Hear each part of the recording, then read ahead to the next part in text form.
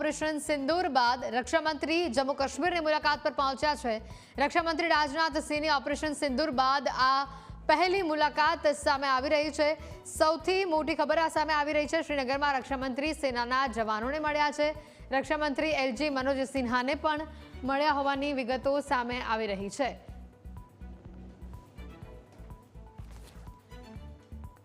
रक्षा मंत्री राजनाथ सिंह पहुंचा है जम्मू काश्मीर। श्रीनगर थी आ तस्वीरों सामे आवी है।